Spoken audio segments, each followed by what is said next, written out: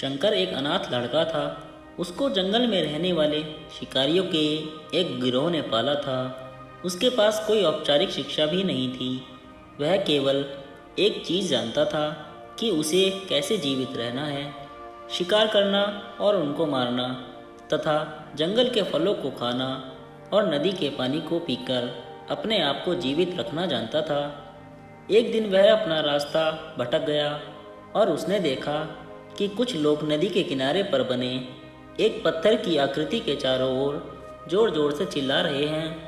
कुछ लोग उस पर फूल, फल और नारियल चढ़ा रहे हैं। शायद उसने सोचा यह कोई मकान होगा जिसमें लोग रहते होंगे, पर यह एक प्राचीन मंदिर था। लेकिन शंकर ने इसे पहले कभी नहीं देखा था, पर इसके बारे में जानने के लिए वह काफ़ी उत्सुक था। उसने तब तक इंतज़ार किया जब तक कि लगभग सभी लोग उस मंदिर से नहीं चले गए। अंत में उसने एक युवा लड़के को पत्थर की इमारत से बाहर आते देखा और उससे बात करने का फैसला किया। और शंकर ने अपने मन में आए कई सवाल पूछे। उसका पहला प्रश्न था, इस इमारत को क्या कहा जाता है? लोग अपने साथ क्या लाते हैं? फिर उन चीज़ों को अंदर वाली इमारत में क्यों छोड़कर वापस आ जाते हैं? चीज़ों को अपने साथ लाना और उन्हें अंदर छोड़कर वापस चले जाने पर वह लड़का शंकर की अज्ञानता और मासूमियत पर बहुत ही हैरान था और उसके सवालों से चकित भी था। पर यह नहीं जानता था कि वह पास के जंगल में रहता है और शिकार करके ही अपना जीवन यापन करता है। लेकिन फिर भी उसने शंकर के सवालों के जवाब देने की पूरी कोशिश की। उसने शंकर को बताया कि यह भगवान शिव का मंदिर है। लोग यहाँ उन्हें फल और फूल चढ़ाने आते हैं। वे शिव भगवान से जो चाहते हैं वह मांगते हैं और शिव उन सभी की प्रार्थनाओं को सुनते हैं। यह सुनकर शंकर तुरंत मंदिर जाना चाहता था। लड़के ने उसे अंदर का रास्ता दिखाया और शिवलिंग के बारे में बताया। शंकर ने मासूमियत से लड़के से पूछा, यह शिवलिंग क्या चीज़ है और हमें क्या देता है? लड़के ने बताया, हम शिव से जो मांगते हैं वह हमें दे देता है। हम सब ऐसा मानते हैं। लड़के ने कहा, अब अंधेरा हो रहा है, अब मुझे घर जाना होगा। और वह शंकर को वहीं अकेला छोड़कर चला गया। शंकर ने झिझकते हुए मंदिर में प्रवेश किया। वह एक कोने में बैठ गया और सोचा, एक पत्थर किसी को वह चीज़ कैसे दे सकता है जो वे चाहते हैं। इसलिए उसने उसका परीक्षण करने का फैसला किया। उसने पत्थर की प्रतिमा से कहा, हे शिव, कृपया मुझे पर्याप्त शिकार करने दें ताकि मैं भूखा ना रहूं। मेरे पास आपको चढ़ाने के लिए कोई फल या फूल नहीं है, लेकिन यदि आप मुझे शिकार देते हैं तो मैं उसे आपके साथ साझा करूंगा। मैं वादा करता हूं कि मैं आपको धोखा नहीं दूंगा। उसने घोषणा की। अगली सुबह शंकर शिकार करने गया। उसने पूरे दिन शिकार की तलाश की, लेकिन उसे कोई शिकार नहीं मिला। वह भूख से तिलमिला रहा था। वह काफ़ी निराश हो गया क्योंकि उसे कोई शिकार नहीं मिला था। दोपहर हो चुकी थी। अब उसे लगने लगा कि मंदिर के लड़के ने उससे झूठ बोला था। फिर भी उसने शिकार जारी रखा। जैसे ही शाम हुई, उसने 2 खरगोशों को अपने बिल में से आते देखा। शंकर ने उन खरगोशों को मार डाला क्योंकि उसने सदा शिव भगवान से वादा किया था कि वह अपने शिकार को साझा करेगा। वह मरे हुए खरगोशों में से एक के साथ मंदिर गया। देर हो चुकी थी और मंदिर सुनसान था। शंकर ने मंदिर में प्रवेश किया और जोर से कहा, कृपया आओ और अपना हिस्सा ले लो प्रभु, आपके लिए मैं लाया हूँ। वह वहाँ बैठ गया और अंधेरा होने तक प्रतीक्षा करने लगा, लेकिन भगवान प्रकट नहीं हुए। शंकर को भूख और नींद आने लगी और उसने खरगोश को मंदिर में छोड़ने का फैसला किया। अगली सुबह जब लोग मंदिर पहुँचे तो उन्हें शिवलिंग के सामने मरा हुआ खरगोश मिला। भक्त बहुत परेशान थे। यह यहाँ कौन लाया है? उसने हमारे मंदिर को अपवित्र करने की हिम्मत कैसे की? उसने खरगोश को बाहर फेंक दिया। अगले दिन शंकर अपनी भूख मिटाने के लिए जंगल में शिकार करने गया, लेकिन इस बार उसकी किस्मत अच्छी नहीं थी और उसे शिकार भी नहीं मिला।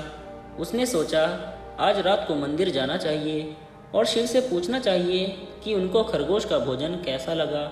शंकर यह पूछने के लिए मंदिर गया।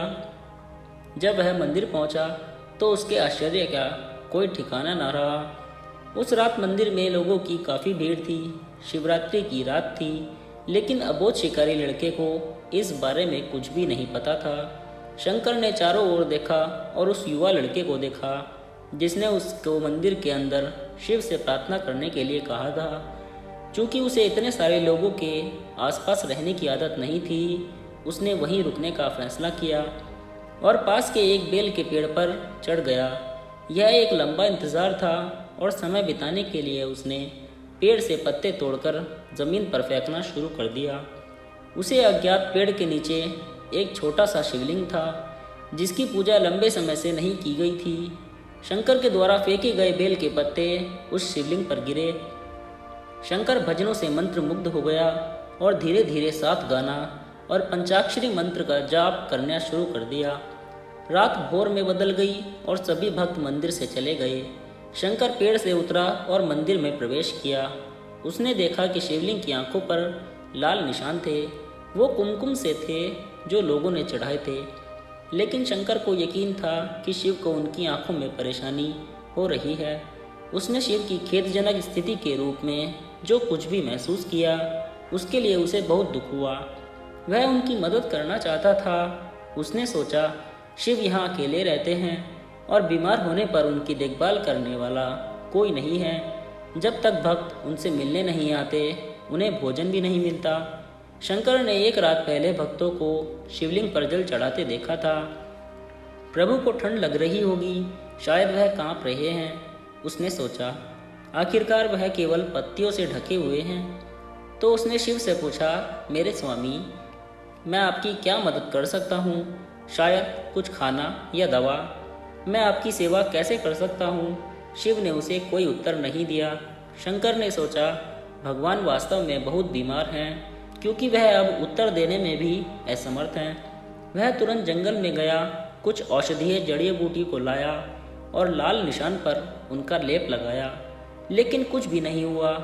उसने कहा, लगता है कि यह अंधे हो गए हैं।